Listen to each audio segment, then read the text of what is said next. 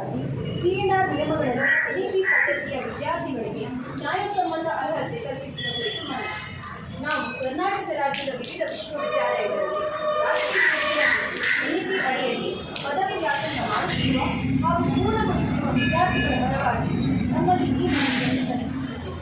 4ನೇ ಸೆಮಿಸ್ಟರ್ ವಿದ್ಯಾರ್ಥಿಗಳಿಗೆ ನೇಮಕಾತಿಗೆ ಅರ್ಜಿ ಸಲ್ಲಿಸಲು ಅವಕಾಶ ನೀಡಬೇಕೆಂದು ಕೇಳಿಕೊಂಡಿದ್ದೇವೆ.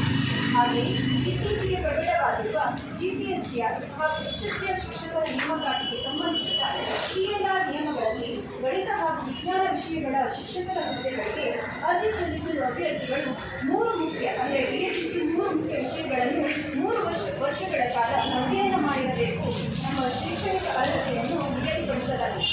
ಆದರೆ ರಾಷ್ಟ್ರೀಯ ಶಿಕ್ಷಣ ನೀತಿ ಎನ್ಇಪಿ ಅಡಿಯಲ್ಲಿ ವ್ಯಾಸಂಗ ಮಾಡಿದ ವಿದ್ಯಾರ್ಥಿಗಳಿಗೆ ಕೇವಲ 2 ಮುಖ್ಯ ಡಿಎಸ್ಸಿಸಿ 1 ಮತ್ತು ಡಿಎಸ್ಸಿಸಿ 2 ವಿಷಯಗಳನ್ನು ಮಾತ್ರ ಅಧ್ಯಯನ ಮಾಡುವ ಅವಕಾಶವಿದೆ. 3 ಮುಖ್ಯ ವಿಷಯಗಳನ್ನು ಅಧ್ಯಯನ ಮಾಡುವ ಅವಕಾಶವೇ ಎನ್ಇಪಿ ಪಠ್ಯಕ್ರಮದಲ್ಲಿ ಇರುವುದಿಲ್ಲ. ಹೀಗಾಗಿ ಪ್ರಸ್ತುತ ಕರಡು ನಿಯಮದಲ್ಲಿರುವ ಈ ಷರತ್ತು ಸಾವಿರಾರು ವಿದ್ಯಾರ್ಥಿಗಳನ್ನು ಯಾವುದೇ ಪಕ್ಷದಲ್ಲಿ ಜಿಪಿಎಸ್ಟಿಆರ್ ಹಾಗೂ ಎಚ್ಎಸ್ಟಿಆರ್ ಶಿಕ್ಷಕರ ನೇಮಕಾತಿ ಪ್ರಕ್ರಿಯೆಯಿಂದ ಹೊರಬಿಡುವ ಸಾಧ್ಯತೆಯನ್ನು ಉಂಟುಮಾಡಿದೆ.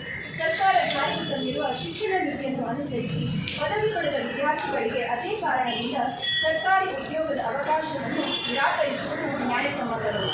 ಇದರಿಂದ ಸಾವಿರಾರು ಅಭ್ಯರ್ಥಿಗಳು ಭವಿಷ್ಯದ ಮೇಲೆ ಗಂಭೀರ ಪರಿಣಾಮ ಬೀರಲಿದೆ.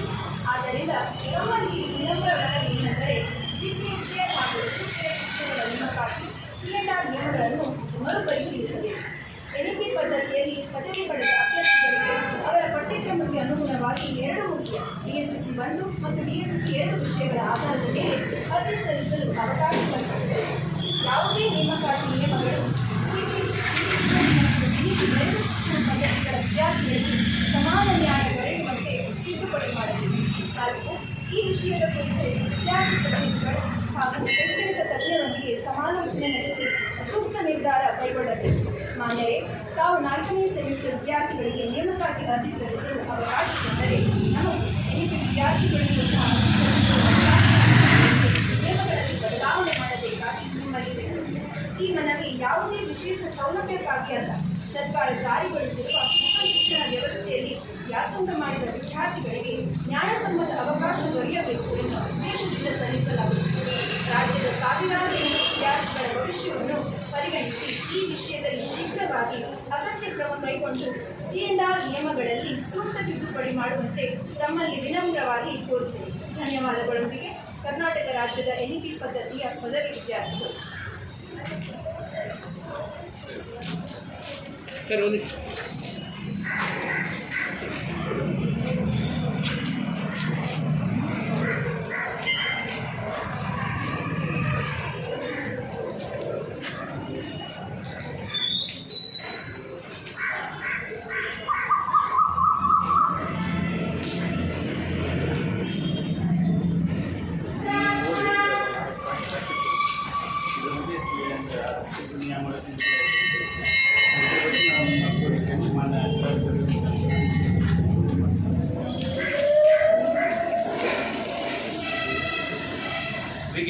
ಮಾನ್ಯ ಶ್ರೀ ಡಿ.ಕೆ. ಶಿವಕುಮಾರ್ ಮುಖ್ಯಮಂತ್ರಿಗಳು, ವಿಧಾನಸೌಧ, ಕರ್ನಾಟಕ ಸರ್ಕಾರ, ಬೆಂಗಳೂರು. ವಿಷಯ: ಈಗಾಗಲೇ ಹೊರಡಿಸಿರುವ ಶಿಕ್ಷಕರ ನೇಮಕಾತಿಗೆ ಅರ್ಜಿ ಸಲ್ಲಿಸಲು ಅವಕಾಶ ನೀಡುವ ಕುರಿತು ಮೇಲ್ಕಾಣಿಸಿದ ವಿಷಯಕ್ಕೆ ಸಂಬಂಧಿಸಿದಂತೆ ತಮ್ಮಲ್ಲಿ ವಿನಂತಿಸಿಕೊಳ್ಳುವುದೇನೆಂದರೆ, ತಮ್ಮ ಸರ್ಕಾರ ಹೊರಡಿಸಿದ ಶಿಕ್ಷಕರ ನೇಮಕಾತಿ ನಿರ್ಧಾರಕ್ಕೆ ಸಮಸ್ತ ಬಿಎಡ್ ವಿದ್ಯಾರ್ಥಿಗಳ ಪರವಾಗಿ ಧನ್ಯವಾದ ಅರ್ಪಿಸುತ್ತೇವೆ. ಆದರೆ ತಮಗೆ ತಿಳಿದಿರುವಂತೆ ಬಿಎಡ್ ಅಭ್ಯಸಿಸುತ್ತಿರುವ ನಾವು ಹಾಗೂ ಟಿಇಟಿ ಅರ್ಹತೆ ಪಡೆದಿರುವ ಸಾವಿರಾರು ವಿದ್ಯಾರ್ಥಿಗಳು ಬಿಎಡ್ನ 4ನೇ ಸೆಮಿಸ್ಟರ್ನಲ್ಲಿ ಅಭ್ಯಸಿಸುತ್ತಿದ್ದೇವೆ. ಇನ್ನು ಕೇವಲ 2 ರಿಂದ 3 ತಿಂಗಳ ಬಿಎಡ್ ಕೋರ್ಸ್ ಮುಕ್ತಾಯಗೊಳ್ಳುವುದು. ಆದರೆ ನಮಗೆ ಅರ್ಜಿ ಸಲ್ಲಿಸಲು ಅವಕಾಶ ಸಿಗುವುದಿಲ್ಲ. ನಮ್ಮ ಮೂಲಭೂತ ಹಕ್ಕು, ಔದ್ಯೋಗಿಕ ಅವಕಾಶ ಹಾಗೂ ವಯಸ್ಸನ್ನು ಪರಿಗಣಿಸಿ 4ನೇ ಹಾಗೂ ಕೊನೆಯ ಸೆಮಿಸ್ಟರ್ನಲ್ಲಿ ಓದುತ್ತಿರುವ ವಿದ್ಯಾರ್ಥಿಗಳಿಗೆ ಶಿಕ್ಷಕರ ನೇಮಕಾತಿಗೆ ಅರ್ಜಿ ಸಲ್ಲಿಸಲು ಅವಕಾಶ ನೀಡಲು ವಿನಂತಿಸುತ್ತೇವೆ. ಹಾಗೂ ಇತ್ತೀಚಿನ ವರ್ಷಗಳಲ್ಲಿನ ಉದ್ಯೋಗದ ಕೊರತೆಯಿಂದ ಸದರಿ ವಿದ್ಯಾರ್ಥಿಗಳ ಜೀವನಕ್ಕೆ ಧಕ್ಕೆ ಇರುತ್ತದೆ. ಕಾರಣ ತಾವು ಈ ಸಮಸ್ಯೆಯನ್ನು ಪರಿಗಣಿಸಲು ವಿನಂತಿಸಿ ಹಾಗೂ ಕೇವಲ ಸ್ಥಳೀಯ ಸಮಸ್ಯೆ ಅಲ್ಲದೆ ಈ ರಾಜ್ಯದ ಬಿಎಡ್ ವಿದ್ಯಾರ್ಥಿಗಳ ಸಮಸ್ಯೆಯಾಗಿರುವುದರಿಂದ ತಕ್ಷಣ ಅರ್ಜಿ ಸಲ್ಲಿಸಲು ಅವಕಾಶ ನೀಡುವ ತೀರ್ಮಾನ ಕೈಗೊಳ್ಳಲು ವಿನಂತಿಸುತ್ತೇವೆ. ಧನ್ಯವಾದಗಳೊಂದಿಗೆ ಸ್ಥಳ ಅಂಕೋಲಾ, ದಿನಾಂಕ 14/8/2026. ಪ್ರತಿ ಮಾಹಿತಿಗಾಗಿ ಶ್ರೀ ಮಧು ಬಂಗಾರಪ್ಪ, ಸಚಿವರು, ಶಾಲಾ ಶಿಕ್ಷಣ ಇಲಾಖೆ, ಬೆಂಗಳೂರು. ಮಾನ್ಯ ಶ್ರೀ ಲಕ್ಷ್ಮಣ ಸವದಿ ಉಸ್ತುವಾರಿ ಸಚಿವರು, ಉತ್ತರ ಕನ್ನಡ.